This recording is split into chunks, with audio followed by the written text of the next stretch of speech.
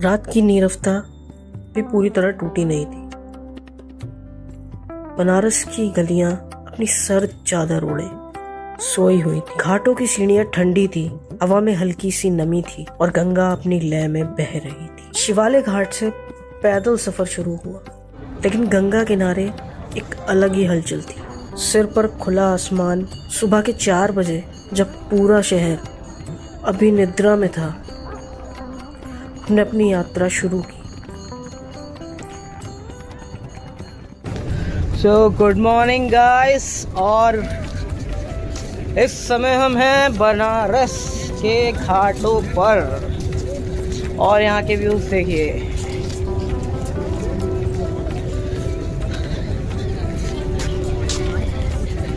वैसे तो मैं यहाँ पे आ गया था करीब सुबह 5 बजे, लेकिन उस समय लाइटिंग अच्छी नहीं थी। अब थोड़ा सा दिन निकला है तो फिर मैंने ब्लॉग स्टार्ट किया है। और क्या ही शानदार नज़ारा है यहाँ का, एक बार देखिए। पैरों के नीचे बनारस की वो जमीन जहाँ न जाने कितने साधु संतों ने अपना जीवन बिताया हो। जैसे जैसे हम आगे बढ़ते गए, अंधेरा धीरे धीरे छटता गया। पूरब की दिशा से हल्की फुल्की गुलाबी किरणें गंगा की लहरों पर पड़ रही थी। लगता था मानो सूर्योदय खुद इस पवित्र धरा पर अपनी पहली किरणों से तर्पण कर रहा हो। हर कदम एक अनुभव था, हर घाट की मिट्टी में कोई न कोई कथा समाई हुई थी।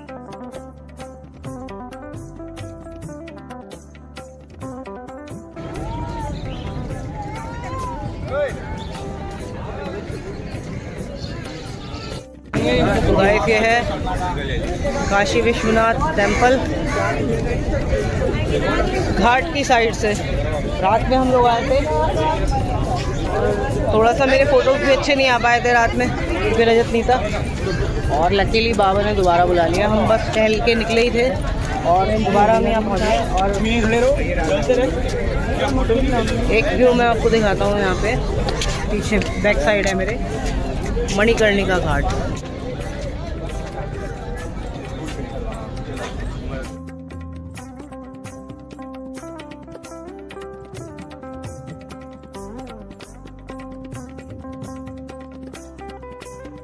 हम निकले बनारस की गलियों की ओर और वहाँ जो मिला उसने पूरे सफर की थकान मिटा दी। तो फाइनली जो घूमने निकले थे वो आप जाके मिल गया है।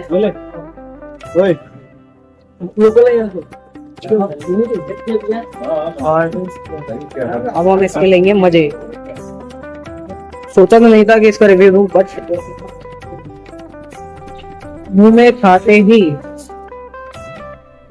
इतना सॉफ्ट है और भाई साहब जन्नत, मजा आ गया। सुबह की ठंडी हवा में इस हल्की फुल्की मिठाई का स्वाद किसी स्वर्गीय प्रसाद से कम नहीं था। मलाई की यह परतें जैसे गंगा की लहरों की तरह हल्की थी और स्वाद में बस एक ही चीज थी, काशी की मिठास। जैसा कि मैंने बताया, हर घाट की अपनी एक अलग विशेषता और कथा थी। तो सबसे पहले मैं जिक्र करना चाहूँगा शिवालय घाट का, जहाँ से हमने अपने सफ़र को शुरू किया था।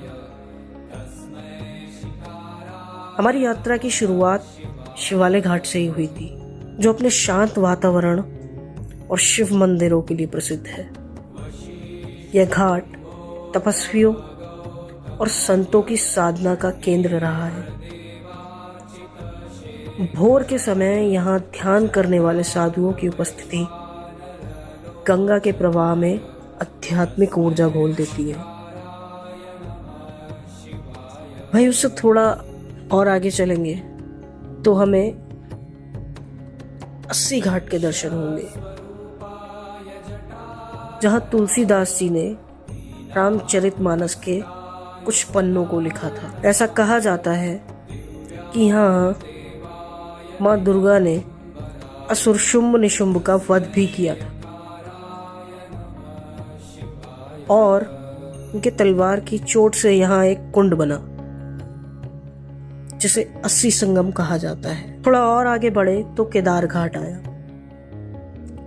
जिसे काशी का केदारनाथ भी कहा जाता है। यहाँ का केदारेश्वर मंदिर गंगा किनारे स्थित सबसे सुंदर मंदिरों में से एक है। थोड़ा और आगे चले तो आगे पड़ा हनुमान घाट, जहाँ भगवान राम ने हनुमान जी को निवास स्थान दिया था। मान्यता है कि भगवान राम ने खुद हनुमान जी को यहाँ रहने के लिए कहा था। यह घाट उन संतों के लिए भी महत्वपूर्ण है जो सनातन और सूफी परंपराओं के मिलन को मानते हैं। हरिश्चंद्र घाट। यह घाट राजा हरिश्चंद्र की सत्यनिष्ठा की गवाही देता है। कहते हैं कि यहाँ उन्होंने अपने बेटे का अंतिम संस्कार करने के लिए खुद शमशान में काम किया। यहाँ मृत्यु का दर्शन एक नई परिभाषा देता है। जो सत्य है वही शिव है।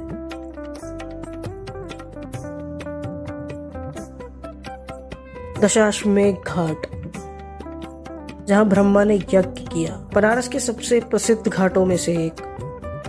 मान्यता है कि यहाँ ब्रह्मा जी ने 10 अश्वमेध यज्ञ किए थे। सुबह के समय यहाँ गंगा स्नान करने वालों की भीड़ काफी भारी मात्रा में रहती है। पंडितों का जाप, मंत्रों की ध्वनि और जल में गिरती सूरज की किरणें, यह नजारा अविस्मरणीय था।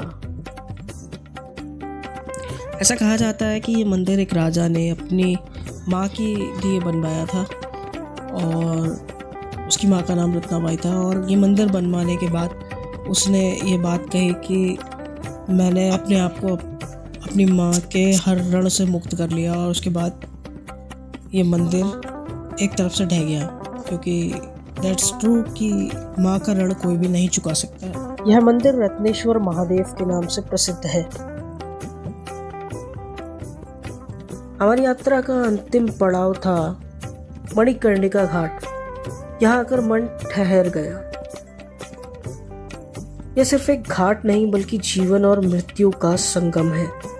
माना जाता है कि यहाँ अग्नि कभी बुझती नहीं, क्योंकि यह शिव का आशीर्वाद प्राप्त स्थान है। कहते हैं यहाँ जलने वाला हर व्यक्ति, उसकी आत्मा सीधे मोक्ष को प्राप्त होती है।